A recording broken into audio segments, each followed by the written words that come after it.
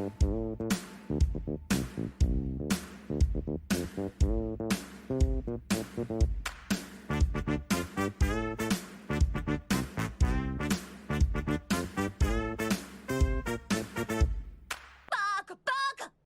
everyone, welcome to the Weeb initiative. I'm your host, the Weeb. This is the show where every other week I'll be talking about anime, manga, and everything in between.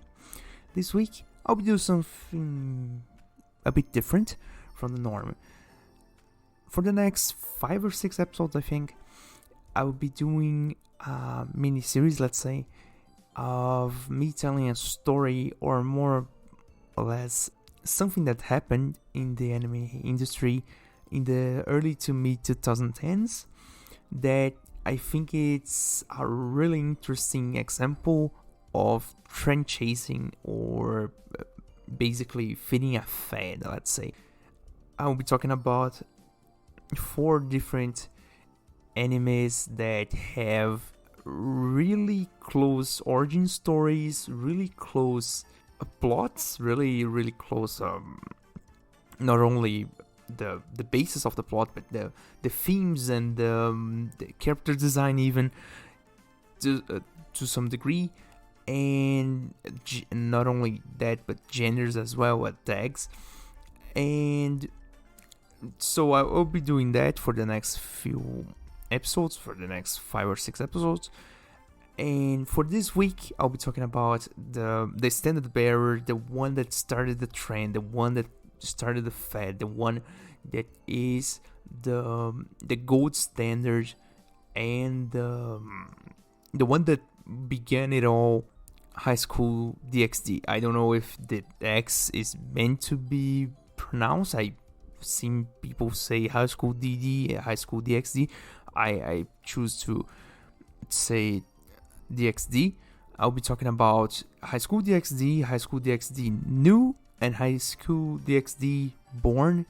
The first 3 seasons. The fourth season will have its own episode because spoilers really, but it is the end of the fad. It marks the end of the trend of the demon themed, somewhat harem ecchi animes of the mid 2010s. And yeah, that's basically what we are going to be doing for the next few episodes. So before I even start, spoiler alert, I'll be talking about most of the story. Really, I'll be glossing over the story of the 3 seasons, but really, it doesn't really matter actually. If you're watching this for the story, I think you may be misguided, but at the same time, the story is not bad. It's just really simple in some ways, and I would discuss more of that later. But the thing about this anime is not the story really, but how wholesome in a weird way it is. Let's get to that. So the disclaimers are the spoiler alert, normal, and the fact that I will be just talking about the anime, the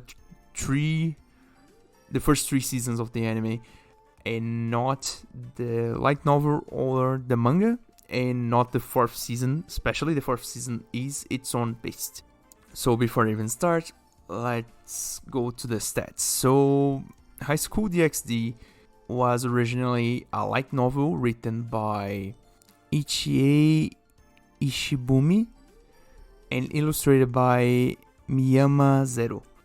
It was originally published by Fujimi Shobo. It ran from September 2008 to March 2018, so 10 years. It's a pretty long, I would say, runtime, and it has 25 volumes plus 4 short stories and 3 spin-offs. The manga was published by the same company, written by illustrated really by Hiroji Mishima. It had 11 volumes from July 2010 to February 2018. And then we get to the anime, which the first one and the first 3 seasons are done for this by the same studio, TNK. TNK also was allegedly, again, I just have Wikipedia for this one. Allegedly, the same guys who did Musume. So I guess the guys just wanted to do ecchi for their work. I don't know. The first season was released in January 2012 to March 2012. It has 12 episodes plus 6 OVAs. Also, for this review, I will not be talking about the OVAs of any of the seasons.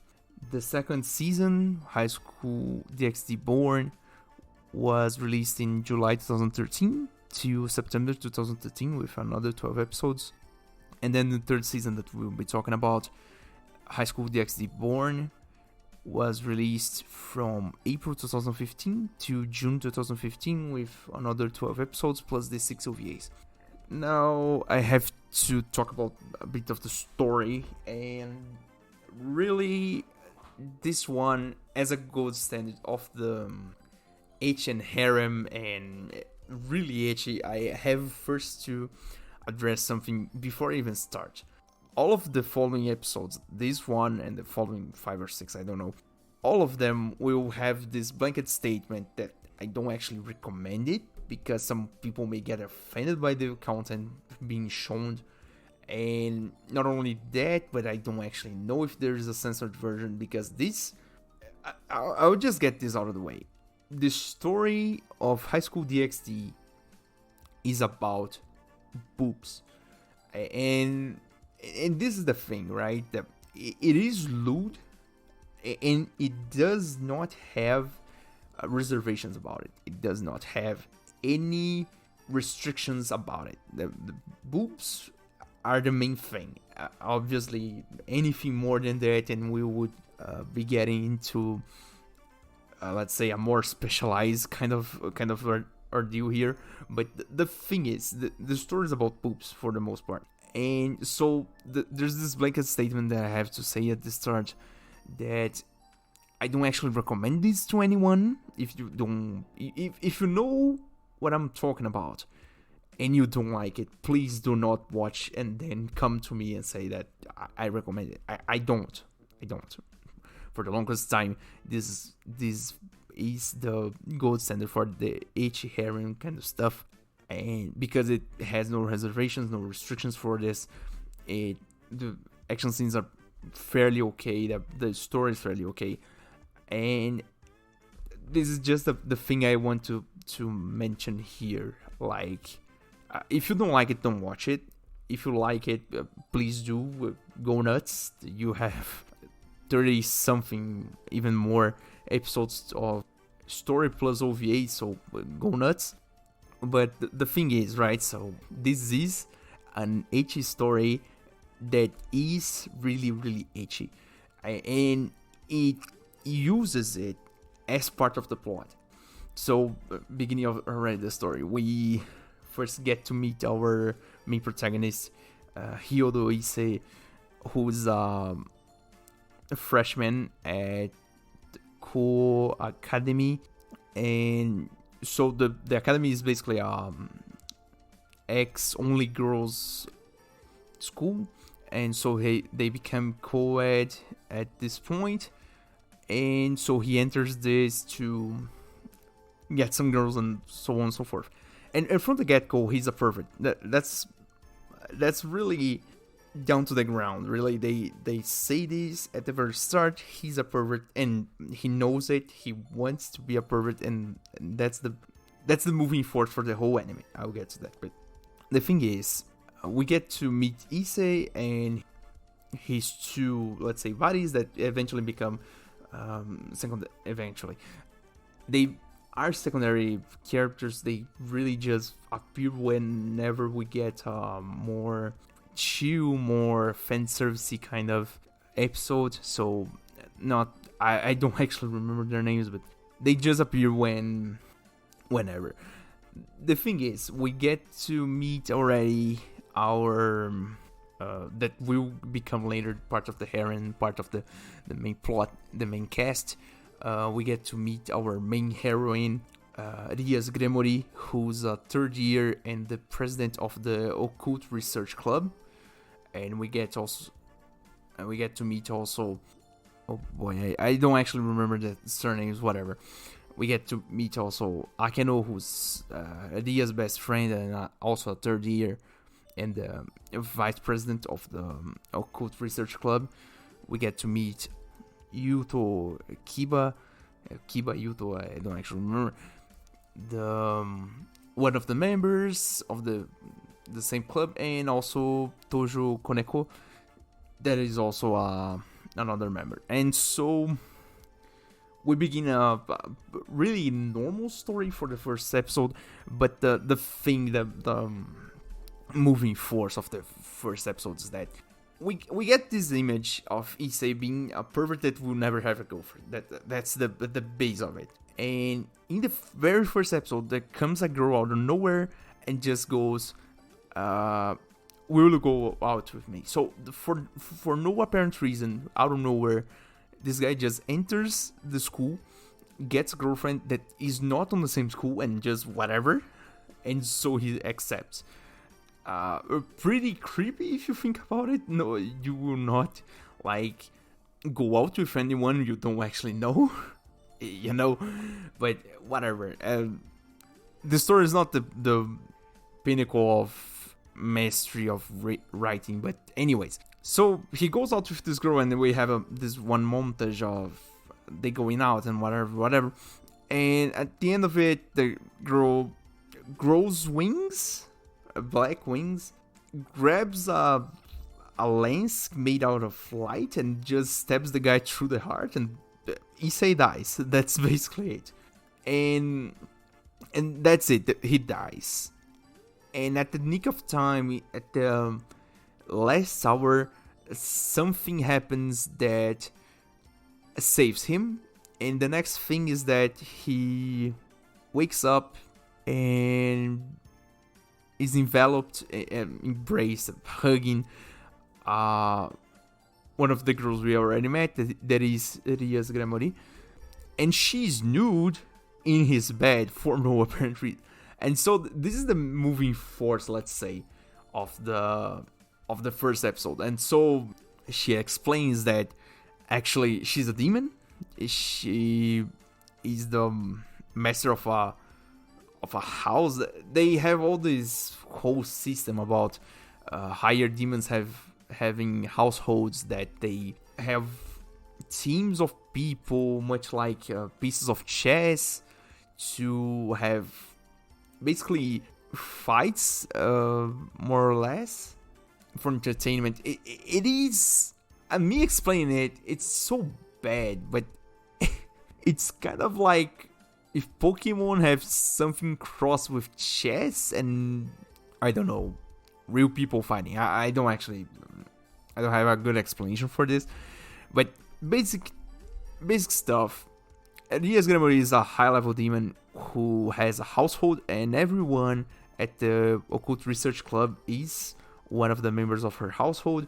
So, for instance, she's considered, Rias is considered the king in chess, Akeno is considered her queen, Koneko is considered the rook, and Kiba is considered the knight.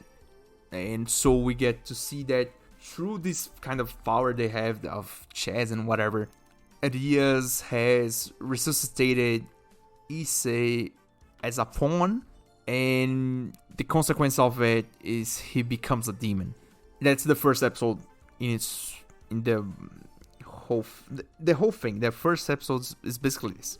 And so from this point on, we get the first, what I call in this series, a hard arc.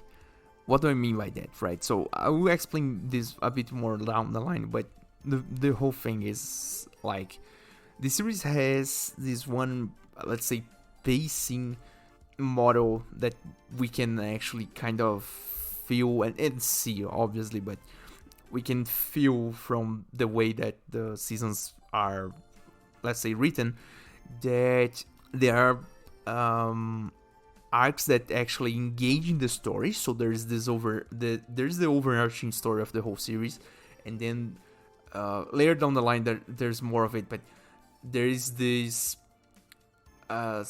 underlining individual stories of all the characters, because at the beginning, we eventually, at the end of the first season, we end up with 4 girls, and eventually through a whole lot of things that happen in the story, we get even more girls as the story progresses, but also every one of the girls eventually get or is introduced through a individual character arc. And outside of those two, let's say the overarching story and the underlying individual stories, we also have the fan service, the chill episodes, what I would like to call it. There are episodes which kind of add to the story, but not really.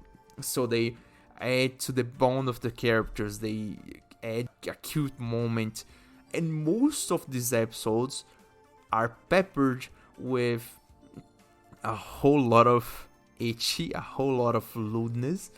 Sometimes they just go really out of the rails and become really out there. It is incredible. This anime is really good in this. Let's say in this sense, the anime is pretty good. And so the first half of the first season, it is the first hard arc, which is the introduction of the story. So Issei and all the other guys. And from the second to the fifth, we have I'll call her, for the sake of this podcast, Asia. Oh my god, I don't actually know. The thing is, they call her Asha, so I will stick to that. So we get introduced to, in the second episode, to Asha, or I think it's the first. I don't actually remember. The thing is, so we get introduced to Asha Argento, who's a priestess, a nun. So this is a thing, right? Eventually, they will introduce more mythologies down the line, but for the first 2 seasons, we just got to deal with the Catholic, let's say, model of things, and they have a difference between demons and fallen angels, and this kind of comes up, but not really, because some people will say that demons are already fallen angels, but I will not get into that. I'm not talking about religion here. The thing is, we have basically overarching world building. The thing is, at some point in time, there was a war between the fallen angels, the angels, and the demons. And so it was a bloodbath for all the sides, and eventually they called a ceasefire. And we live in the post-ceasefire kind of period. But there are problems, there are rogue agents in all of the factions that want to reignite the war or do another war, or are unsatisfied with the results of the war and whatever. And so the most of the conflicts, the overarching conflicts, happen through these rogue agents that get to do something big, and through Rias and Issei, they kind of get involved with the bigger powers, let's say. So back to what I was saying. We get introduced to Asha, and then we have this whole arc where Issei gets to meet her after being dead and being reborn as a devil. So we get this side story about Issei getting to know what being a devil is like, what being how to live life as a devil, and whatever. And for the most part, it's a pretty rough kind of beginning until we get to, I think, like episode 3, where it comes out that the girl that killed Issei, and mind you, Issei dies, I think, 2 or 3 times after being killed the first time, until they actually come on a full front confrontation with the killer, and they eventually find out that the killer is a fallen angel, and the whole thing is a ploy because a fallen angel wants let's say, this artifact that Asha is carrying. So they also introduced this kind of concept of these mystical artifacts that people are born with. They are called secret gears, and for example, not everyone has a secret gear, but for instance, the secret gear that at the beginning is mocked, but it eventually comes out to be a really important thing, is the one from Issei, that is a Busteto gear, which is a gauntlet that he uses to achieve the powers of an ancient dragon called Draigi, who lives inside him. So basically he was born with it. He didn't choose to wear it or whatever, but he was born with it. And so he basically has a Naruto Kurama relationship with Draigi, though Draigi only lives in his gauntlet at this point in the story. And this is Issei's case. Asha was born with this gift called Twilight Healing. So it appears as a pair of rings, and the anime doesn't actually explain the origins of it. I don't actually know if the light novel explains it, but because most of the secret gears kind of get this explanation, but hers doesn't, but whatever. And basically the power that Asha has is that the one to heal wounds. So she has a real heal wounds in actual world, let's say. And so one of the rogue agents of the Fallen Angels is trying to get this to climb the social ladder, let's say, to beat someone else, because she will become all powerful with the unlimited healing of the Twilight Healing.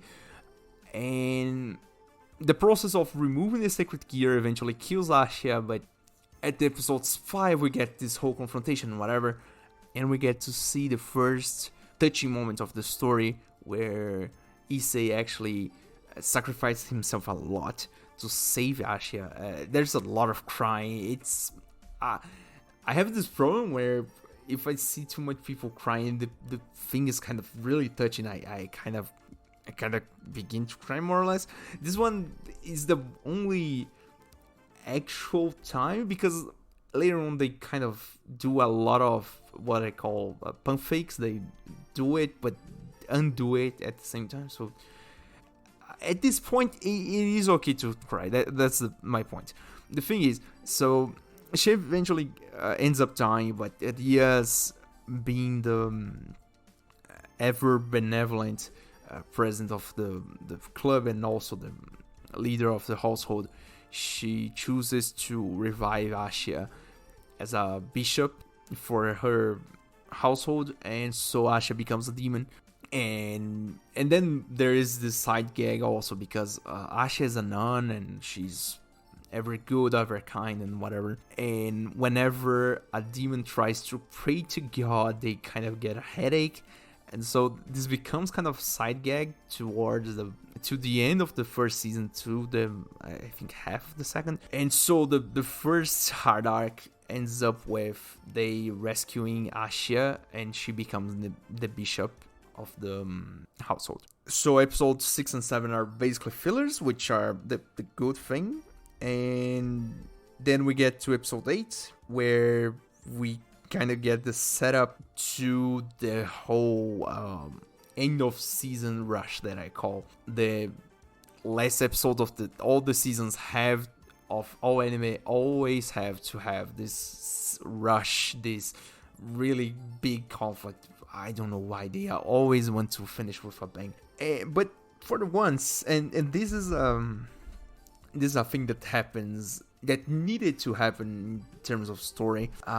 The last arc of the season that gets introduced in episode 8 is that Rias, as a high level of pure blood demon, as of the Grimori clan, she is the little sister of the current Demon King. So her big brother is the current Demon King, and the last Demon King was someone else that doesn't actually get mentioned till the second season. That's not important.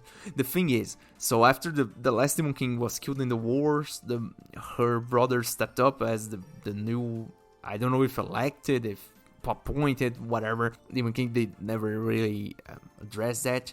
And basically, she has a lot of face to not only to use, but also to contempt to. And the thing is, she eventually gets this arranged engagement, let's say, with someone from the Phoenix clan, and the guy is a dick.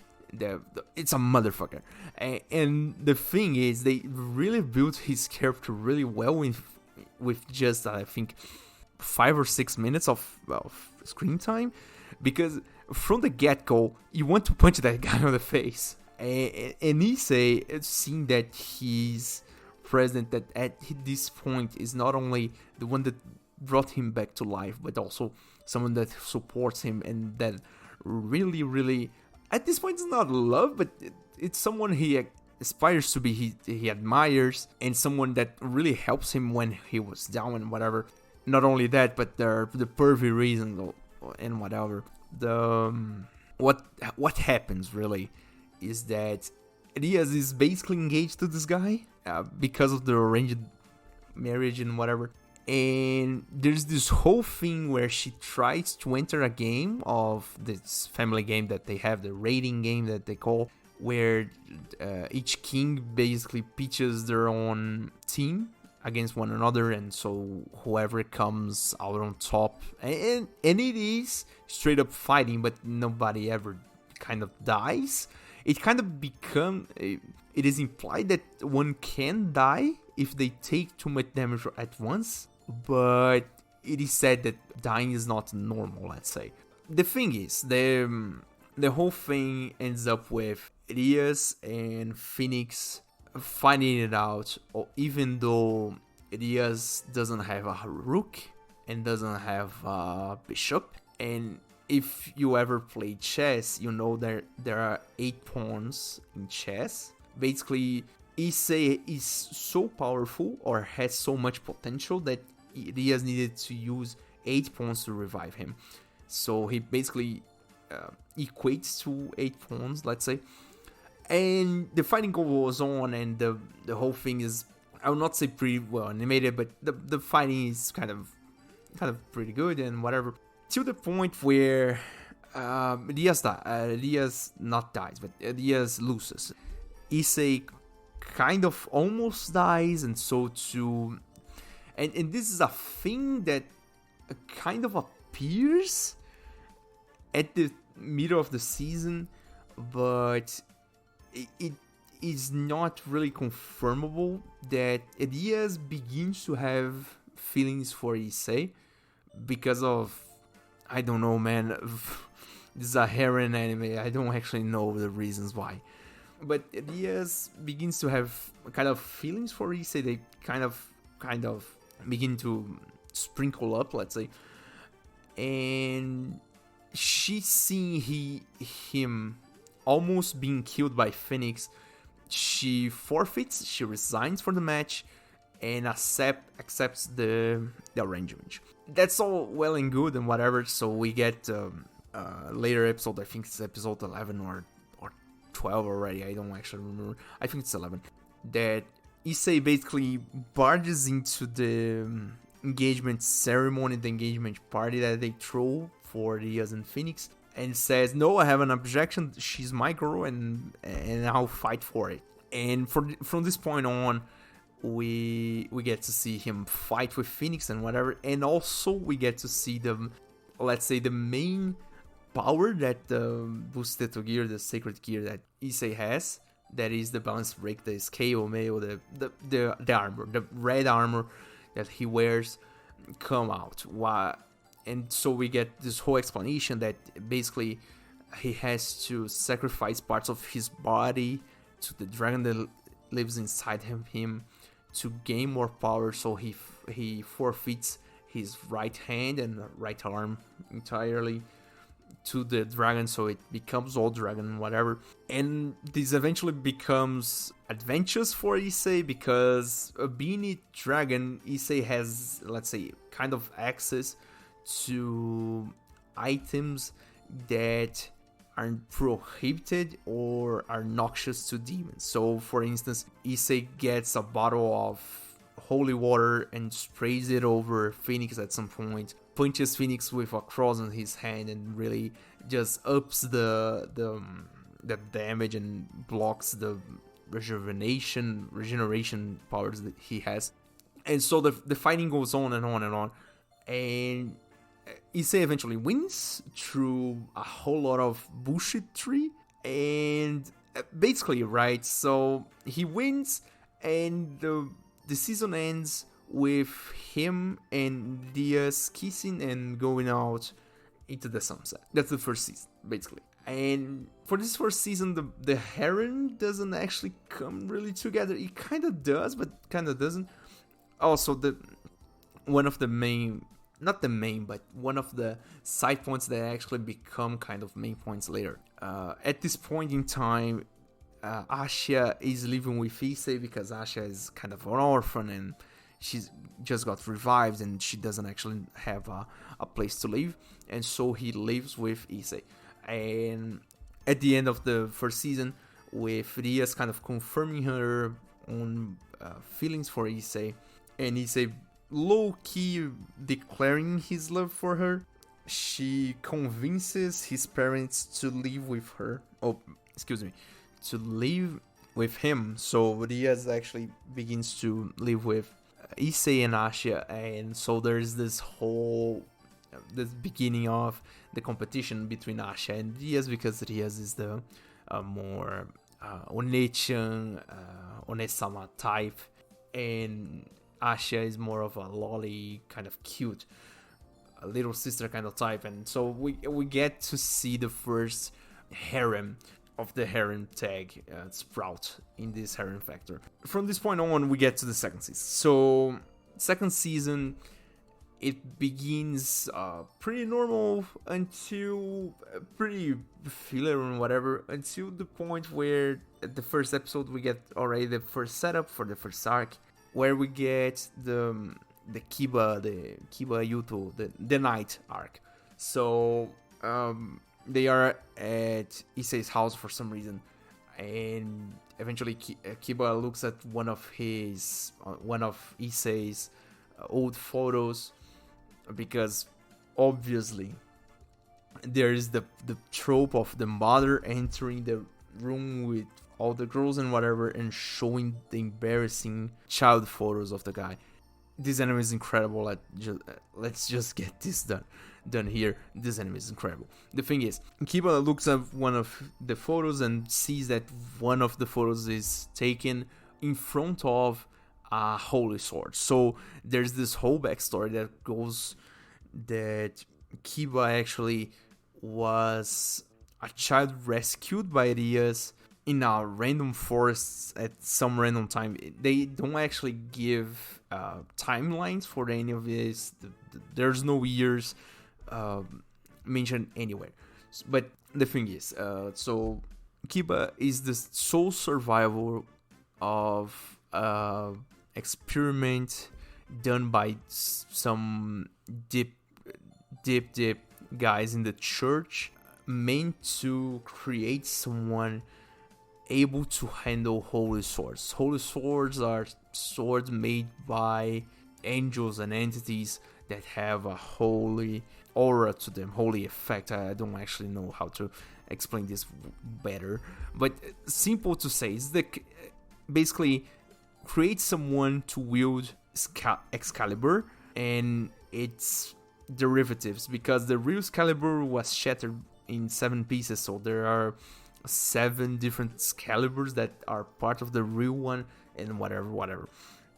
The thing is, Kiba is survivor of this experiment, because at some point they had to dispose of all the test subjects, and he survived because he was revived by Rias as a knight, and so he has this vengeance.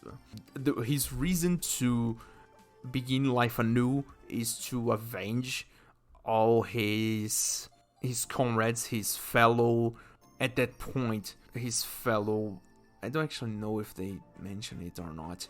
worshippers. So Kiba was someone from the church, and all the other people there were from the church, and all of them died except for him. So, and his mission is to avenge them. Thing is, he becomes kind of a jerk about it, and really pisses everybody off. And so we get to see a whole arc where Kiba, through a whole lot of insistence from everyone and to help him, and he gets really not only frustrated, because at some point they have to fight with against someone wielding Excalibur, and basically they are powerless against it because they are demons, and the Holy Sword is the all-ending weapon for a demon. And so basically it's an unfair fight until they eventually join forces, and through the power of friendship they get through it. And through the power of friendship also, Kiba also gets revealed that he has a sacred gear, although his sacred gear doesn't actually have a physical form. His sacred gear is sword birth. It's basically Shiro's ability from the Fate series. So it's the thing where he spawns a lot of blades from the ground and whatever, and so he can create any other sacred gear that is a sword and whatever. And the ending of this arc is he unlocking this power of creating a holy demonic sword. So it's half and half, and so he can fight a holy sword without destroying his weapon, and also inflict a demonic, necrotic, whatever damage to the opponent and whatever. This is basically what happens, but the in between is kind of important. At the beginning of this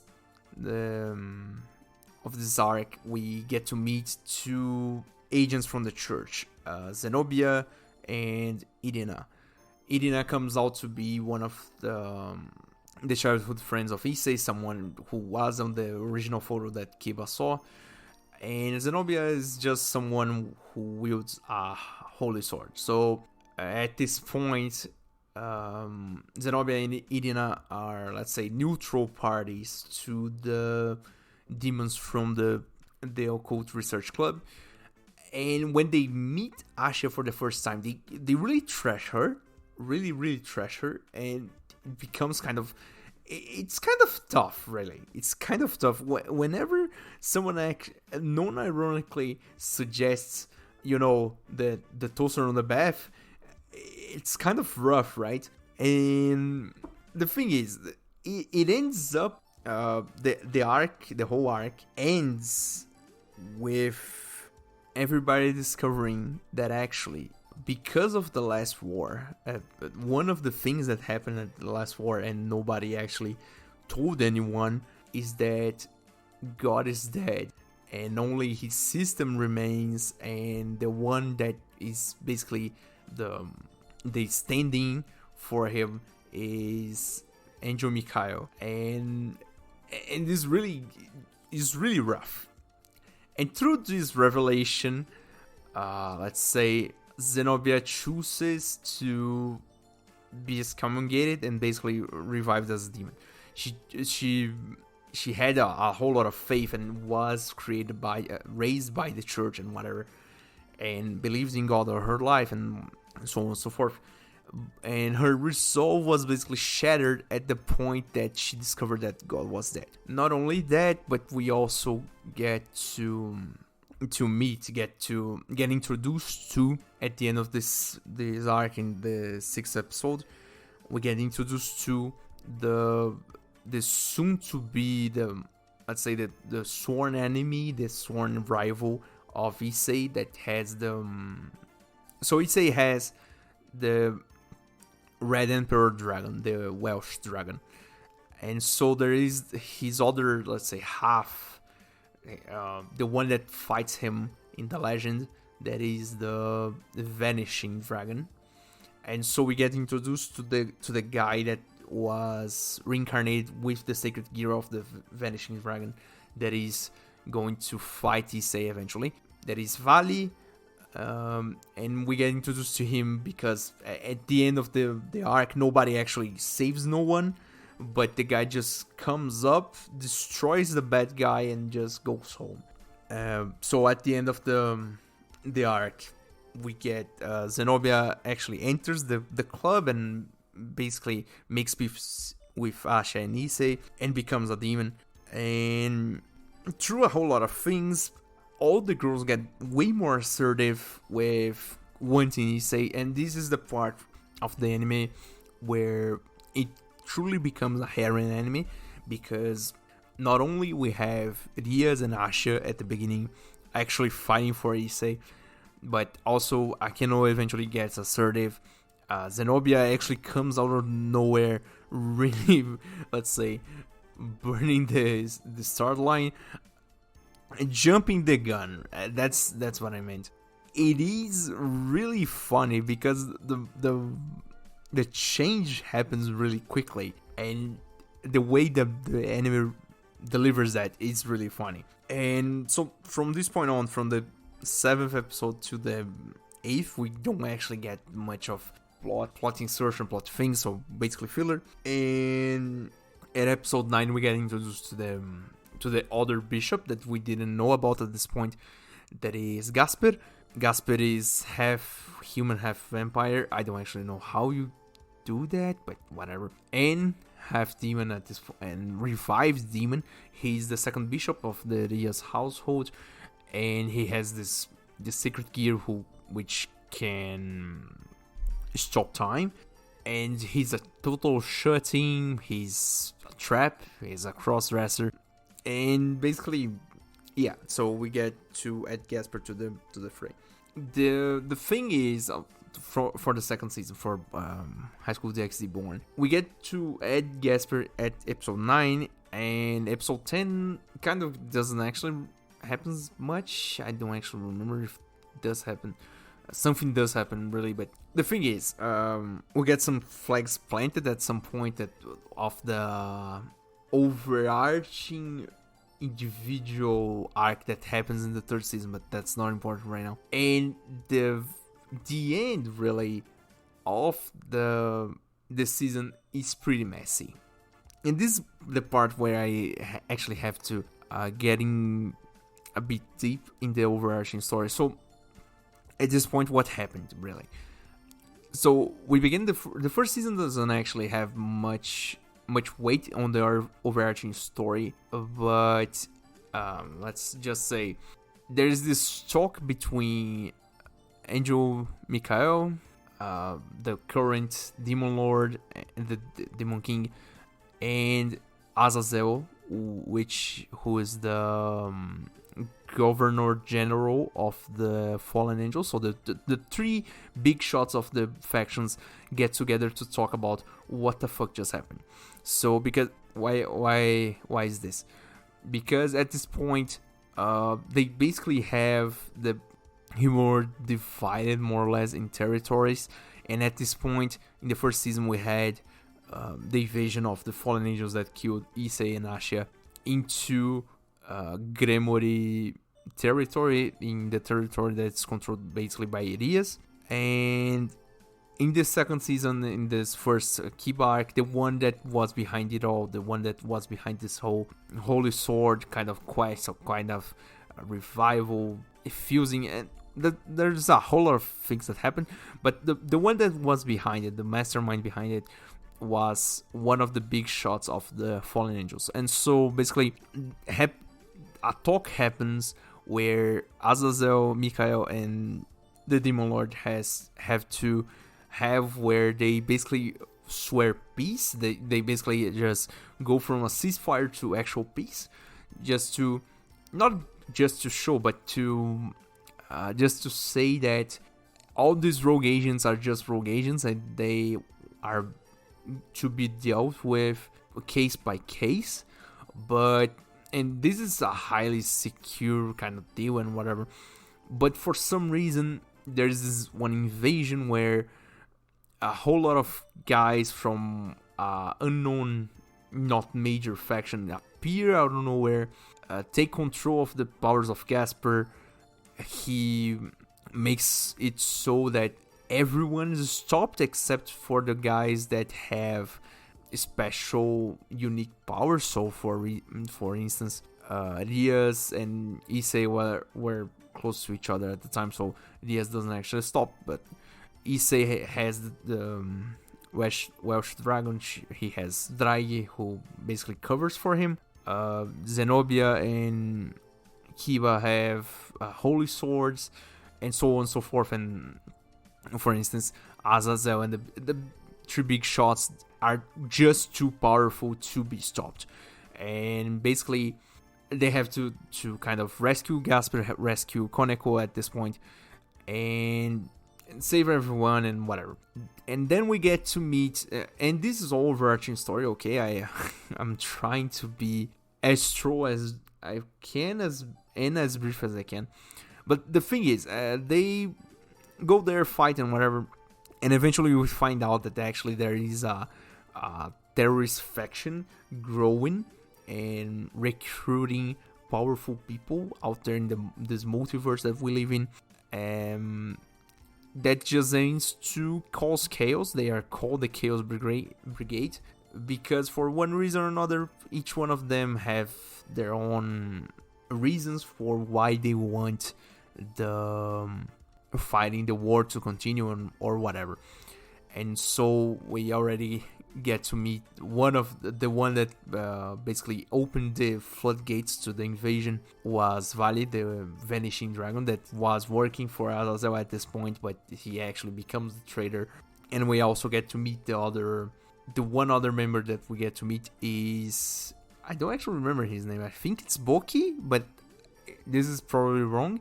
He's the descendant from Son Goku. Oh my god, I will mess this up. The Monkey King that went to the west. I think it's something like that. I don't actually have my mythologies right. And so from this point on, the series basically opens up to all the mythologies we ever known. So there are Celtic, there are Greeks, Norse that appear on the third season, and so on and so forth. And the Japanese also, because also in the third season it kind of becomes a big thing. But the thing is, at some point they find out that there is this whole terrorist kind of deal, and they fight it off. Issei fights Valley Body. Oh my god, I can't even English anymore. He fights the Vanishing Dragon, and eventually makes him retreat. Not the fact to win, but makes him retreat, and that's more or less it. The season ends with this whole build-up for what would be the third season. And so we get to the third season. Third season, High School DxD Born. So this season is messy because, oh my god, I have to do a whole nother section for this. But easy to say, it's the one with the most story-heavy ongoings of anyone. It's really story heavy, as in it has a whole lot of arcs that engage in the overarching and the underlying stories and moves the whole plot a bunch. So the third season basically begins with a really, let's say, more or less okay first part where they basically are entering the summer vacations, and so the whole household, the whole Ria's household, has to go to the underworld to a meeting. And also, before I even continue, there are two things that happen at the end of the second season that are the side things that become a good thing. First one, Azazel, because of the negotiations with Mikhail and the Demon Lord, he becomes the advisor teacher of the occult research club and in charge of their training as demons. The second thing, all the girls in the club are ordered to live with Issei. At this point, it's not really much of a hustle, let's say, because most of them are just, we never get to actually see it, but we assume that it's not much of a hustle to move everyone. Elias gets the whole house, whole Issei house renovated into a 3-story building. It's a really nice house. At this point, it's much like Issei is basically rich. I don't know. And yeah, this more or less it. The ending becomes Azazel becomes the teacher advisor, and all the girls now live together with Issei, which is to influence kinship, because the last fight is basically won because of Ria's boobs, much like the first season, much like the third season we began. But that's not the point. Thing is, so the first arc is from the first to the fourth episode. There is the travel to the underworld arc. So the whole household goes to the underworld because there's this meeting between all the devils and the big shots and whatever. And Elias as a big little sister of the current demon lord, and as a big shot, kind of a big shot herself, because she basically owns one of the guys that have the power to basically more or less kill God. That being Issei, she has to let's say carouse with her fellow young demons and all the high level guys, obviously. And so there's basically a whole kind of deal with the meeting with the demons and whatever. And also on the side we have the beginning of the individual arc for Koneko, because we get to see that her backstory of being two Nekomata. So Koneko is actually a Nekomata, and she has an older sister. So her Koneko actual name is Shirone, and her big sister is Kuroka, and both of them were eventually at some point revived as demons, but Kuroka went mad with her own power and killed her masters, becoming a rogue devil who's basically targeted to be killed, more or less, because there can't be rogue devils. And Koneko goes under the wing of Rias because the demon lord basically chose to spare her, although everyone wanted to kill her. He just gave her basically her freedom letter, more or less, to be someone, really to grow into someone that was decent for society, like her big sister. And then we have this whole side arc of Koneko growing to liking Issei, really. We have this whole thing with the young devils, and at the end of it there is this whole thing that happens in the meeting, where the meeting was basically for the big shots that we already know, the Mikael, Azazel, and the Demon Lord, to meet with Odin from the Norse mythology, as the big boss of the Norse mythology. He was basically meant to sign on a pact with them to fight the Chaos Brigade. And so the Chaos Brigade basically enters the meeting. Loki enters, being one of the disgruntled gods of the Norse mythology that doesn't actually want Odin to mix with the other mythologies. Releases Fenrir, there's a fight and whatever, and then we get a whole lot of deals and whatever, but eventually one of the big shots of the demons trap basically sends Loki into outside space of a faraway land and whatever. They don't actually explain much, but basically they force teleport him to somewhere else, somewhere really, really far.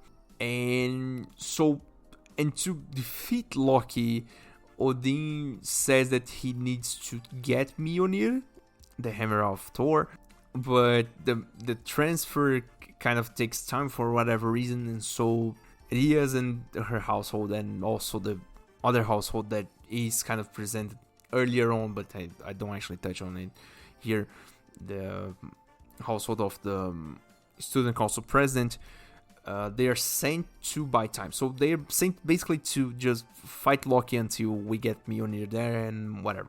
And so there's this whole fight. The fight eventually ends up with being really okay until the point where they do this pump fake where Issei almost dies.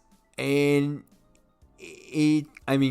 at this point it's okay. Issei eventually boosts up his power enough to wield Mjolnir for like one swing. He hits Loki, but in his last, let's say, in his last attempt of causing mischief, causing suffering for the ones that are going to imprison him, he curses both Rias and Issei, and this takes a lot of time to come up again. And now I have to do this one commentary.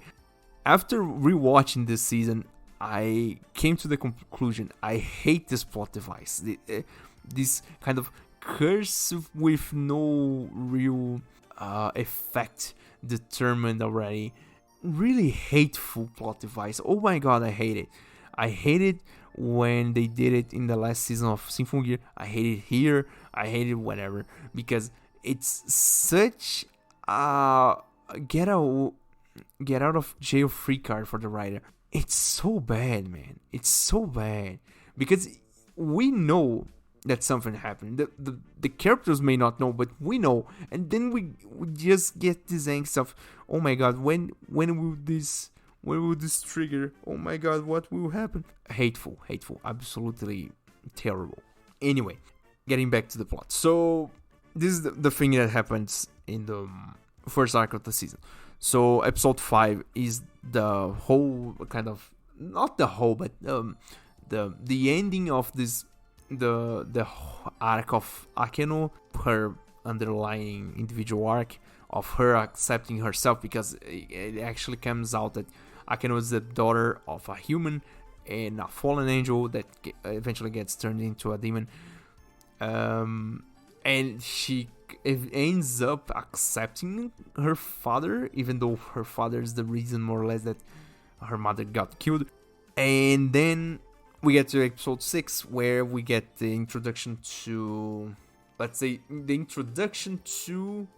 guy that triggers the last arc, more or less. It's one big arc, but let's just say it's the introduction to the guy that triggers the arc. So episode 6, what happens? There comes this guy that's one of the young devils that we meet at the first arc. I don't actually remember the first name, Astarov, that actually comes out to be the guy that Asha saved back in the first season, that caused her to be expelled from the church. And the guy wants Asha to be his bride. And so the whole thing kind of smells weird, because the guy has that really laid back kind of tone. So it kind of, you already know something's wrong out there.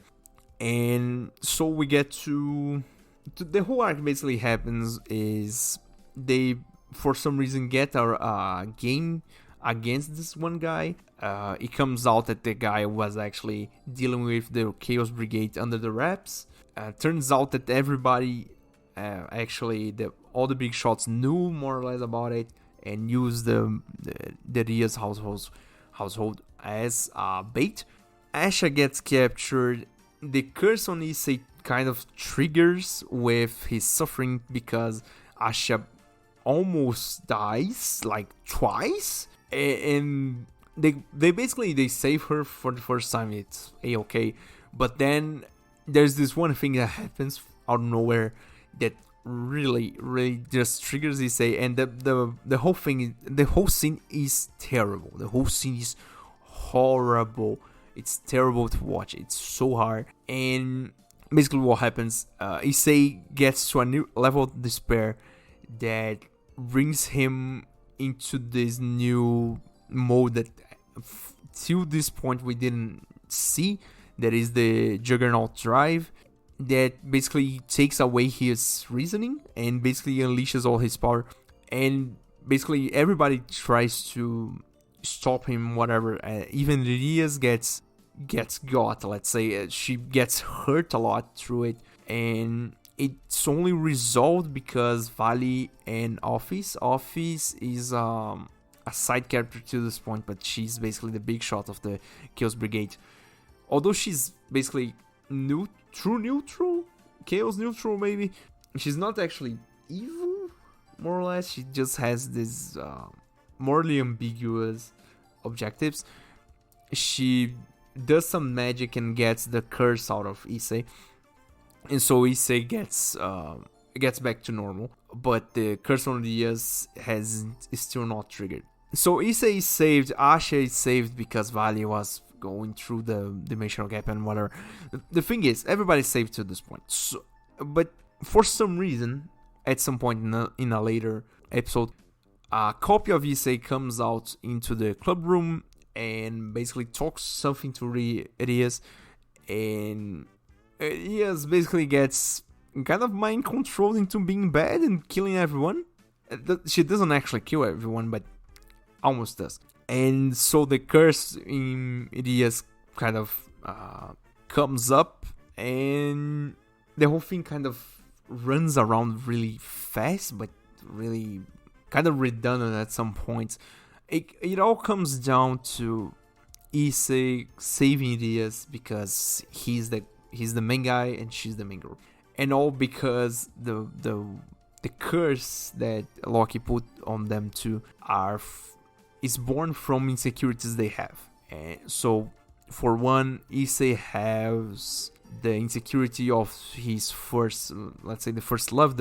He has a trauma attached to the girl that killed him in the first season, and Rias has this insecurity of losing Issei to the other girls. They kind of underplay this a bit, but it's more or less it. It ends up with her kind of accepting it, but anyways.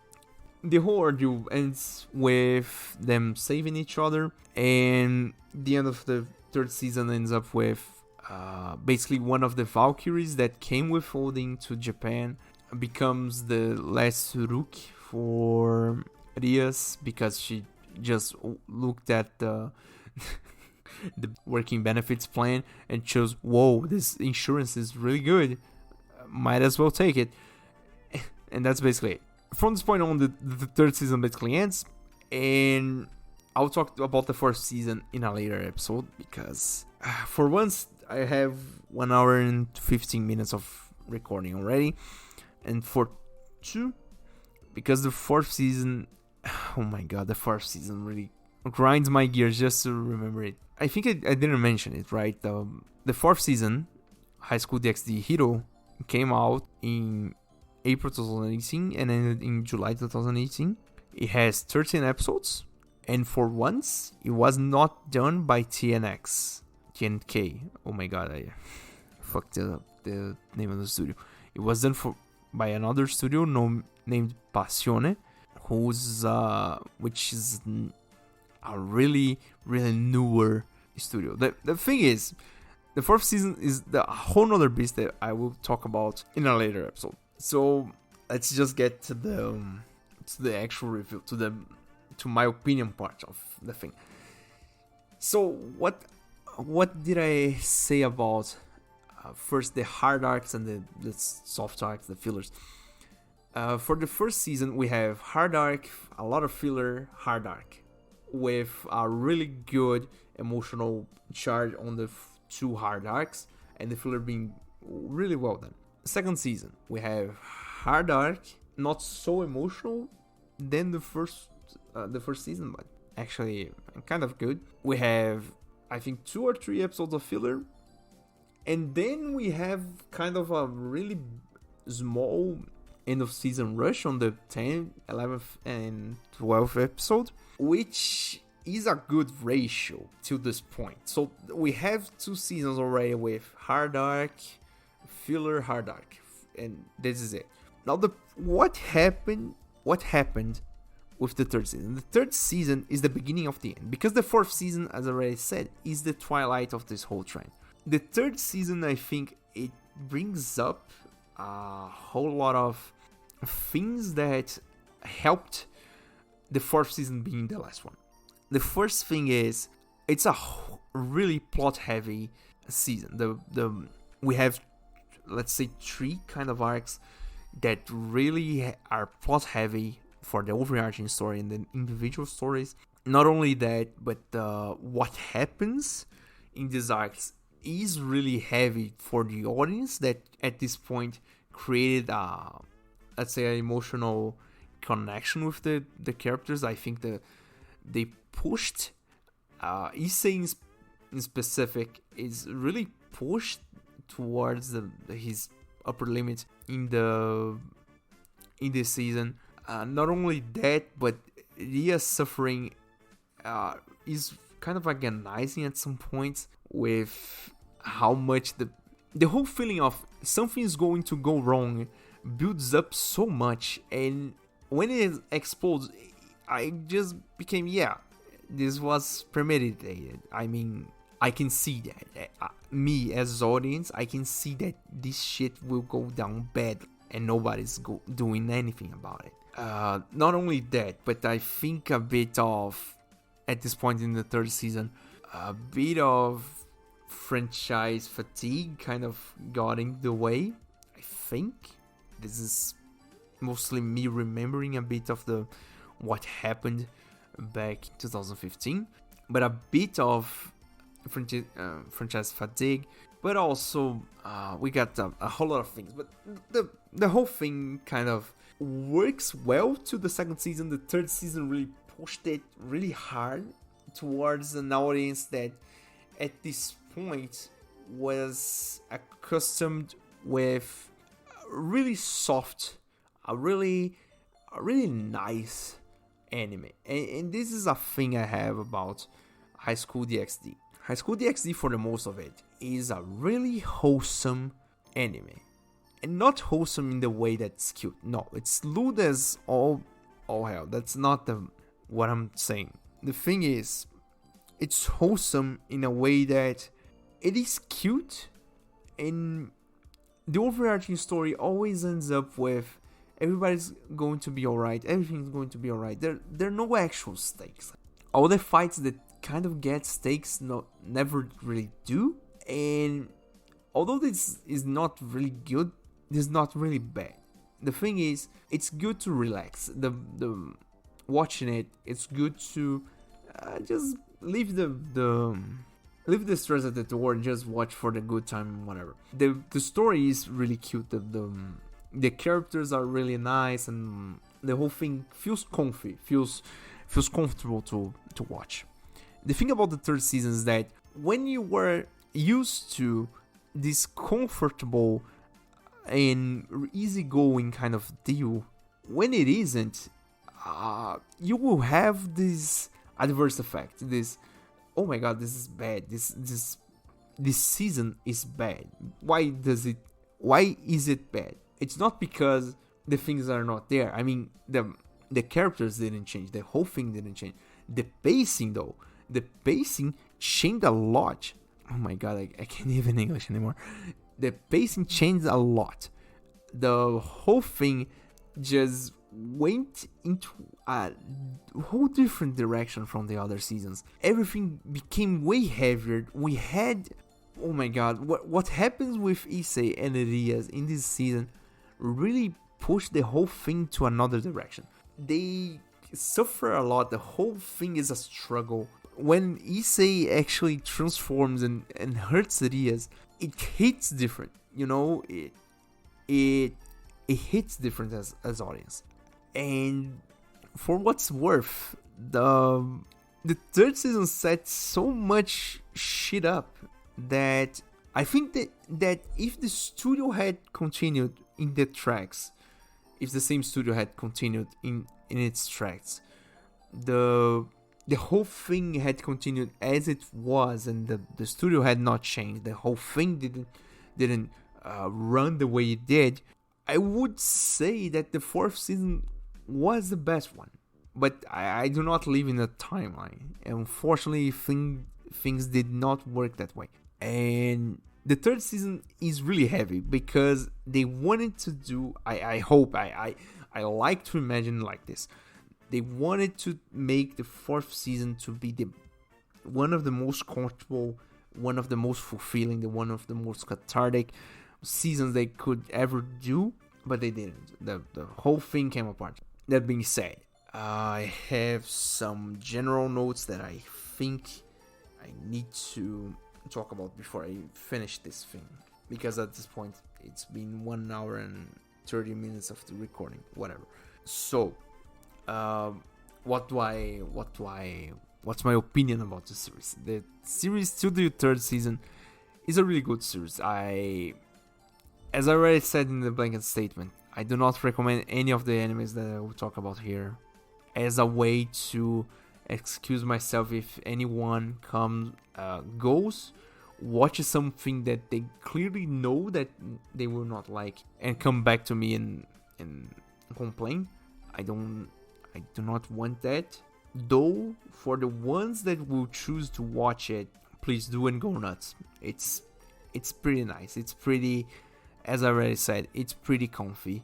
The whole thing is pretty nice. Pretty, not, how can I say this in different words? God damn it.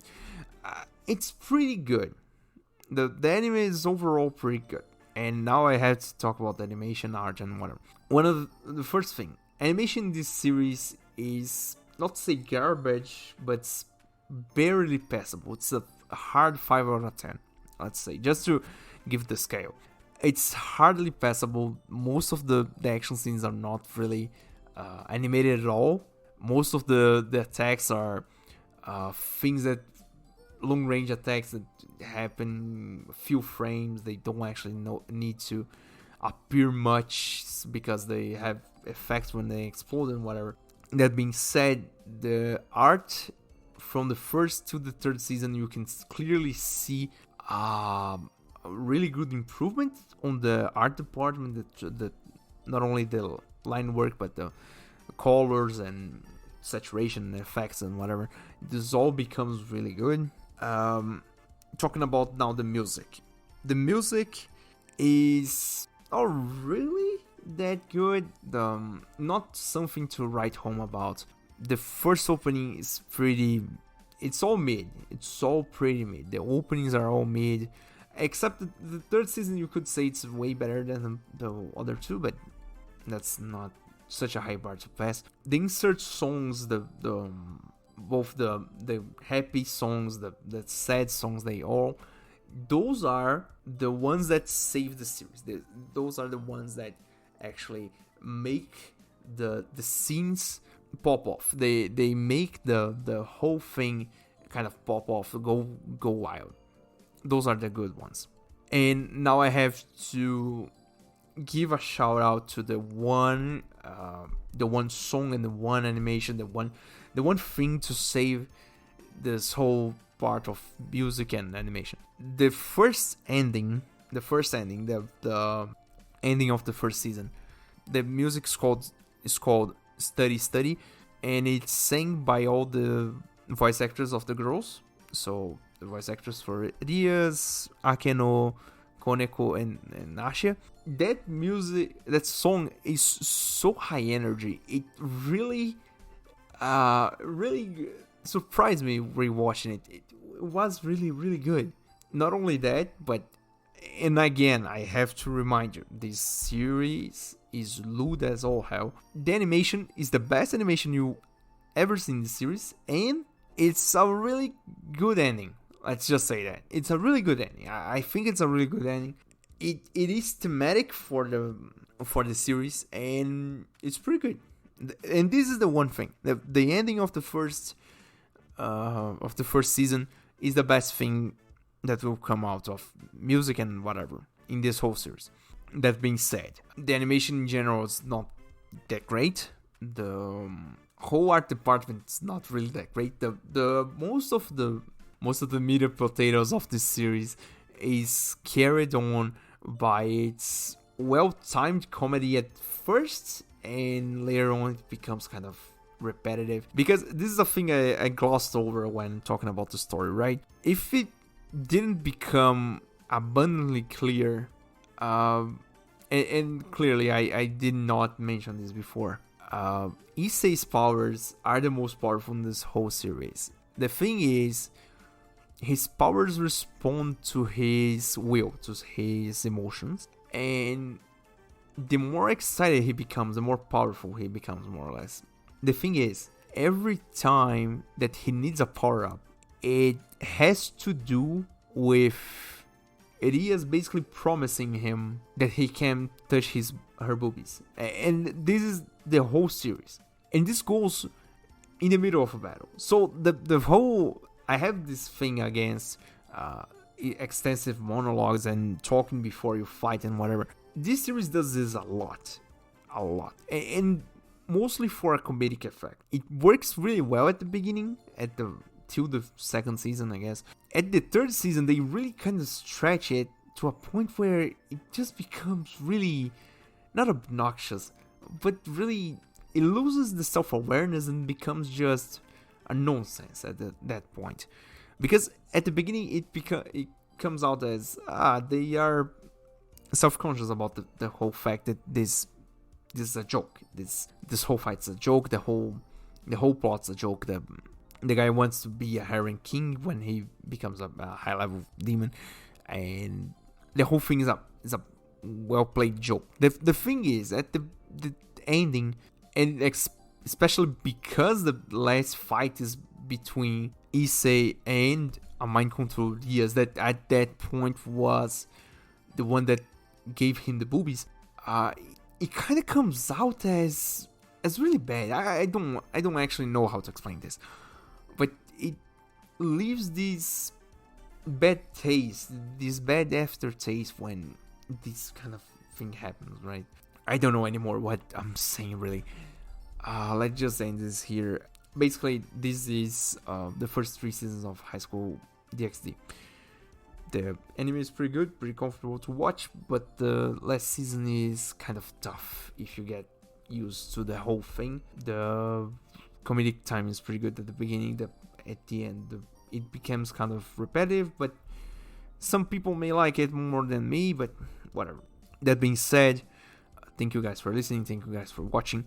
If you like what I do, if you like the show, the podcast, please like, please share, please subscribe, please join the Discord. If you can also, I've recently released a video about Oshinoko on the channel on YouTube, so if you can, please watch it. I want feedback, I want to do more videos like that about some other stuff that I have on mind, but I need feedback, so please, if you can, leave some feedback for me. And that's about it. So thank you again, and I hope you stick around. Bye.